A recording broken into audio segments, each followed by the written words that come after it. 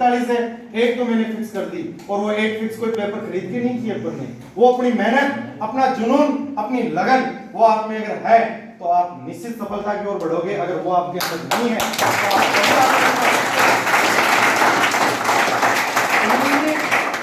आप दुनिया में 3 तरह के इंसान होते हैं, मैंने बहुत बार ये बात आपको बताई है।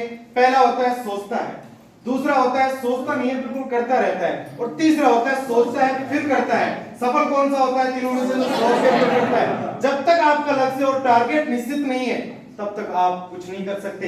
एक मेरे जैसे होते करते रहते, पता नहीं क्या हो रहा है, चलते रहेंगे पर ये नहीं पता कि अपन को जाना कहां पे रहा है। अपन को पता है कि रास्ता ये जा रहा है, पर ये नहीं पता ये जा कहां रहा है। भाई दिल्ली जाना है, अपन को टारगेट अपना फिक्स है कि पहले दिल्ली जाना है, तो ही अपन दिल्ली पहुंच पाएंगे, वरना वो रास्ता आगे भी जाता है, आगे भी जाता है ना। तो सबसे पहले आपका लक्ष्य, आपका टारगेट जब तक निर्धारित नहीं है, आप उस सफलता की ओर नहीं बढ़ सकते, आप उसको अचीव नहीं कर सकते।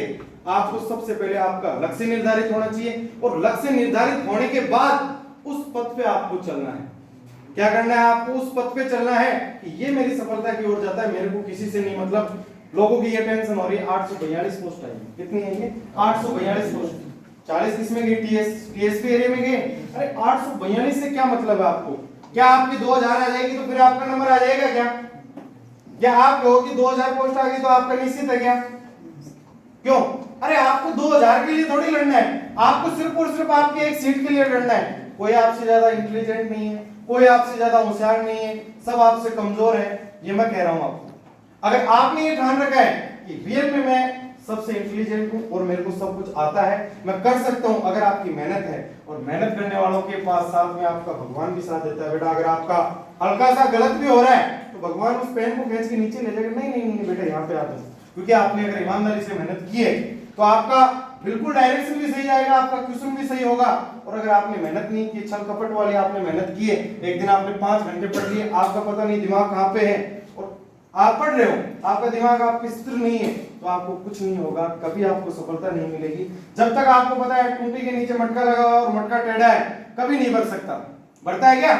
अरे जब तक मटका टेढ़ा है वो कभी नहीं बढ़ सकता। जब तक आपका मटका सीधा नहीं है, जब तक आपका दिमाग स्थिर नहीं है, आप कभी आगे नहीं बढ़ सकते। और आपका दिमाग स्थिर होके जिस चीज को आप ग्रहण करोगे वो निश्चित आपको सफलता देगी।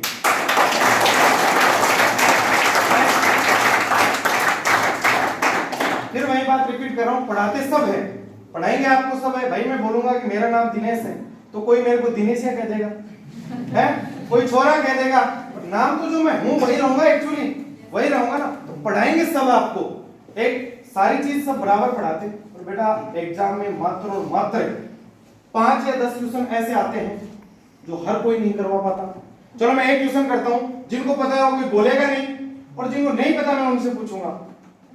आपने 11th 12th पढ़ के आए हो सारे, की ऑफ फर्टिलिटी, उर्वरता की कुंजी, जिनको मैंने बताया वो बताएंगे नहीं, इसके अतिरिक्त बता दो उर्वरता की कुंजी किसे कहते हैं। क्यों? आप 11th 12th पढ़ के आए हो ना, जिसको पता है वो सिर्फ हाथ खड़े कर लेना, मैं पहचान जाऊंगा।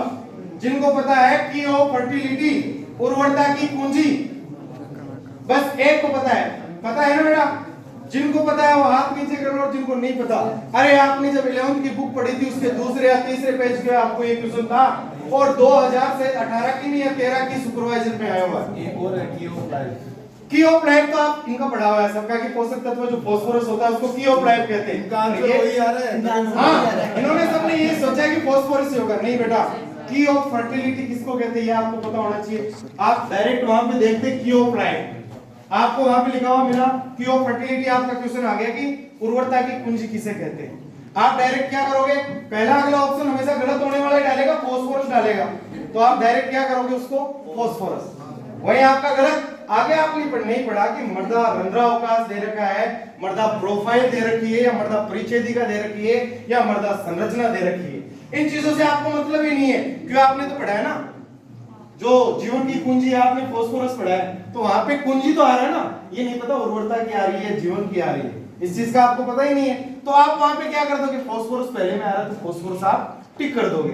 ठीक है, बताओ क्या होता है की ऑफ फर्टिलिटी? सॉइल स्ट्रक्चर, मृदा संरचना को अपन क्या कहते हैं? की ऑफ फर्टिलिटी। ये क्वेश्चन आपके 11th की जो बुक है उसके दूसरे या तीसरे पेज पे ही है, और ये क्वेश्चन सुपरवाइजर में आया हुआ क्वेश्चन है। तो ऐसे माइनर क्वेश्चन जो 5 से 10 क्वेश्चन ऐसे आते हैं जो बिल्कुल इजी लगते हैं अपन को। क्या होते हैं? बिल्कुल इजी लगते हैं, पर फिर भी अपन उनको क्या नहीं कर पाते, सोल्व नहीं कर पाते, और वो गलत करके आते हैं।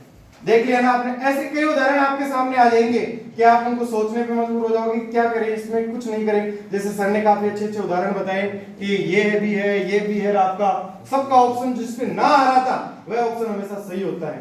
तो थोड़ा सा ऐसे अपने जो एग्रीकल्चर में तो आप लगभग सारे क्वेश्चन सही कर सकते हो। 55 क्वेश्चन से सारे जो 60 क्वेश्चन आपके सुपरवाइजर में आते हैं, 55 क्वेश्चन तक हर विद्यार्थी कर सकता है। 5 क्वेश्चन ऐसे आते हैं जो हर कोई नहीं कर पाता, 5 क्वेश्चन ही ऐसे आते हैं जो हर कोई नहीं कर पाता। उनके लिए आपको यहाँ स्थिर होकर पढ़ाई करनी पड़ेगी और वही